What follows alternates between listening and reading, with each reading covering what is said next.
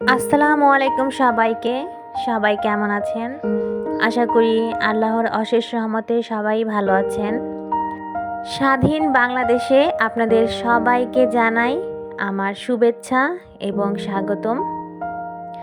আশা করি যে যেখানেই আছেন সুস্থ আছেন, ভালো আছেন। আমরাও আলহামদুলিল্লাহ ভালো আছি।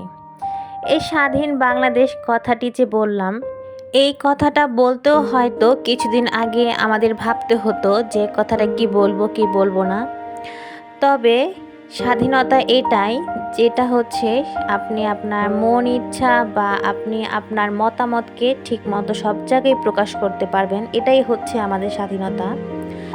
বাংলাদেশ যে আরও একবার স্বাধীন হয়েছে, সেই দিনটাকে সবার সাথে উপভোগ করার জন্য আমিও বের হয়ে গিয়েছিলাম বাসা থেকে।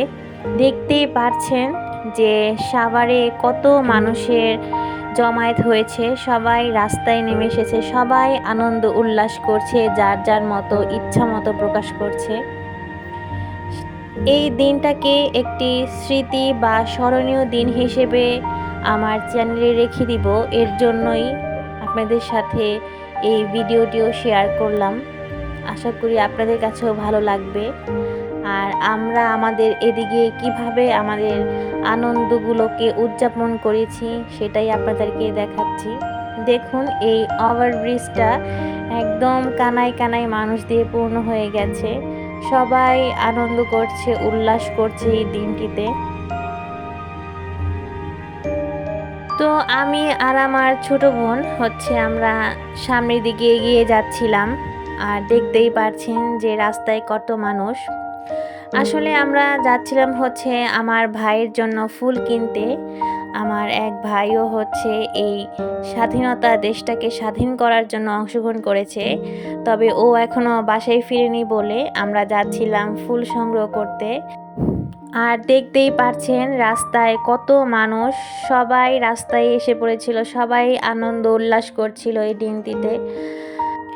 আর একটু পর পর এরকম সবাই আনন্দ মিছিল বা বিজয় মিছিল নিয়ে সবাই যাচ্ছিল যার যার গন্তব্যে। তো এরপর আমরা খুঁজতে খুঁজতে একটা দোকান পেয়েছিলাম ফুলের, কিন্তু দোকানটি বন্ধ ছিল, যার জন্য আর ফুলও নেওয়া হলো না। তো এরপর আমরা দুইজনে এরকম ঠান্ডা খেতে খেতে বাসায় ফিরছিলাম। ফুল তো আর পাওয়া হলো না ভাইয়ের জন্য, আর কি করার। তো এরপর চেয়েছিলাম ভাইকে একটু মিষ্টি মুখ করাবো, কিন্তু আনফরচুনেটলি দোকানের কিছুই ছিল না। দেখতেই পাচ্ছেন দোকান একদম খালি। আমি কোনো মিষ্টি পাইনি আমার ভাইয়ের জন্য। তো যা পেয়েছি তাই নিয়ে বাসায় ফিরছি এখন। ভাইকে তো আর খালি মুখে বরণ করা যাবে না, যেহেতু আমার ভাইও অংশগ্রহণ করেছে এই স্বাধীনতা অর্জন করার জন্য।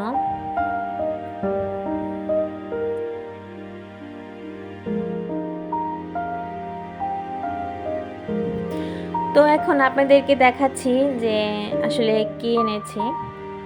তো এখানে এনেছিলাম কিছু চকলেটস।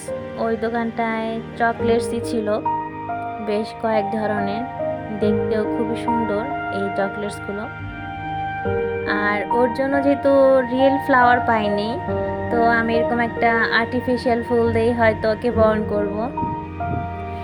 এই তো চলে এসেছে আমার ভাই। তো ও একটু সারপ্রাইজই হয়েছিল আমার এই কর্মকাণ্ড দেখে। তো প্রবেশ করতে ওকে আমি মিষ্টি মুখ করিয়ে দিলাম। আর ওকে দেখে বেশ ক্লান্তই লাগছিল। ও বলছিল যে ওর উপরে নাকি টিয়ার শেল নিক্ষেপ করা হয়েছিল। ও বলছিল আমার খুবই ক্লান্ত লাগছে। এই তো ফুল দিয়ে বরণ। তো আজকের ব্লগটি এ পর্যন্তই। সবাই ভালো থাকবেন, সুস্থ থাকবেন, সবাই আমাদের জন্য দোয়া করবেন। আসসালামু আলাইকুম, আল্লাহ হাফিজ।